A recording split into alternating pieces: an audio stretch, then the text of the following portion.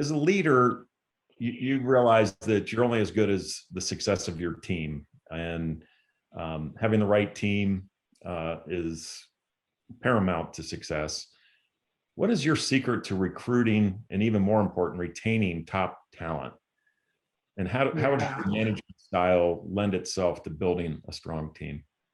Yeah, I call the data scientists and data engineers the diva professionals of our generation, right? Like, they are so much in demand, right? You're spot on.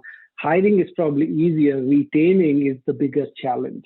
And especially and I kind of have experienced that firsthand with this team I have here in the US and the India setup that I spoke about, where in markets like India or Latin America, it's what I'll call like wild, wild east, right? There's just so much demand for this type of talent and so little supply, right? Or quality supply, that you're always jostling to make sure that associates stay interested. And one of the things that I have realized is now, after you take out the extrinsics of comps and incentives, and you kind of would be at parity, and you kind of do that on what's needed. What really keeps this group of individuals interested is the nature of work, right? And the ownership of that work, right? Those are two things I think critical. Impress upon that the quality of work it's not just about, hey, I want to build cool predictive models.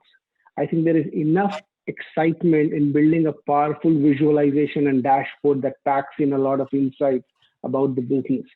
But a lot of these 24, 25, 30-year-olds that you kind of come through the door as data scientists, they, I think, have been really set up to say, if you're not building a gradient boosting model, you're not doing data science. And that's one of the first things I kind of educate them on is, guys, it's all about the insights. It's not about the how, it's about the so what and the now what that you as data scientists are trying to drive. And the moment they make that connection, right, that what they do eventually moves the needle from a top line, bottom line perspective, I think you see a switch flip as far as their involvement with the business of what you're trying to do is concerned. So that, I think, is a key part. And then the ownership, right? So these guys are just bright bulbs. So they do not want to be taking orders from anyone. They have to feel that they're as much at the seat defining and designing the solution space as they are building it. So making sure that setup is provided, right, to these guys to say, you own the solution with a partner, right? So it's all an integrated team, but you're as much have seat at the table as anybody else in the partner organization has also been key. And then from a leadership style, I think now as far as the team's concerned, it's a lot about, I think I have 3 or 4 things that I tell my team, right? Transparency, right? So let's be completely open with each other on what we are doing, our struggles, our vulnerabilities, and or where we see gaps, and then seek each other's help out, right? There should be no shame in saying, I don't know something. So I don't know is a very, very acceptable answer. So that's something that I do impress upon. Bad news travels fast, so we should be the first to kind of relay it, right? I don't want news to be coming from different people. If we see something going south, let's raise hand, because there would be somebody in the organization who would help us address that. So again, seek out and then take help. So the pressure should you should not get weighed down by what you have to do. You've got to try and enjoy this as a professional and try to keep it as collegial as possible, because again, this is very young talent, right? That you typically would have in your data and analytics organization.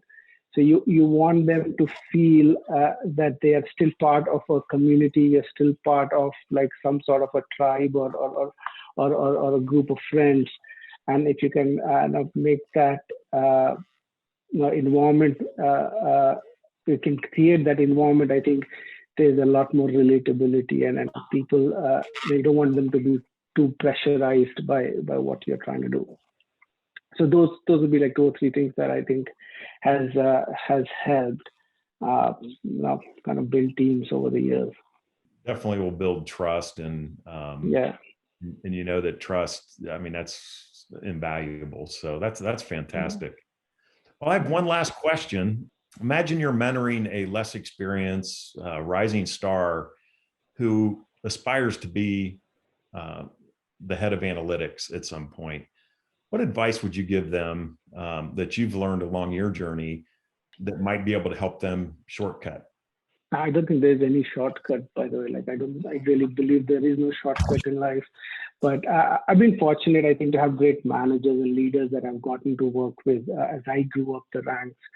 And something that I think, fortunately for me, worked, or I was provided that environment, was to continuously learn and have no fear of failure, right? I think oftentimes you put too much pressure on ourselves to getting things right the first time, and that just limits us from trying new things, exploring new solutions or capabilities, engaging with newer types of individuals.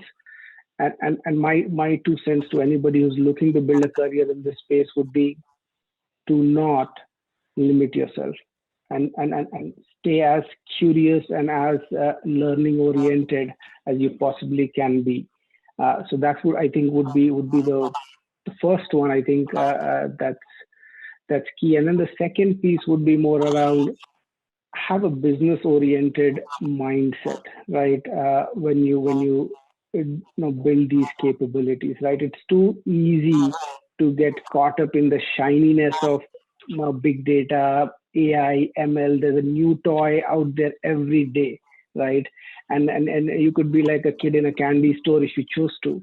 But then what that does is it distracts you from the value that these shiny toys can bring to your enterprise, to your society, to your ecosystem in which you operate. So be greedy about that, about the value that your work generates in terms of impact. I think that orientation, I think, is also pretty critical. Unless you're in the business where you are in the business of building new toys, right? If that's what you're trying to do, then yeah, that's great. But if you're in the business of driving value from these toys or these solutions and techniques and capabilities, then impact value orientation would be another key thing to keep in mind. That's fantastic. I really like that. Don't be afraid to fail and always focus on the business value. I think, wow, very well said.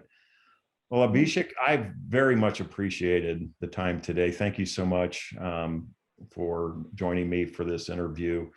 I also want to thank all of the people that are watching. Thank you for joining us.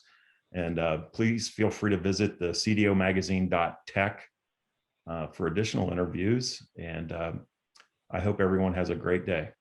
Good. No, thank you. Thank you, Patrick. Thank you, the CDO team, for giving this opportunity. And yeah, stay in touch.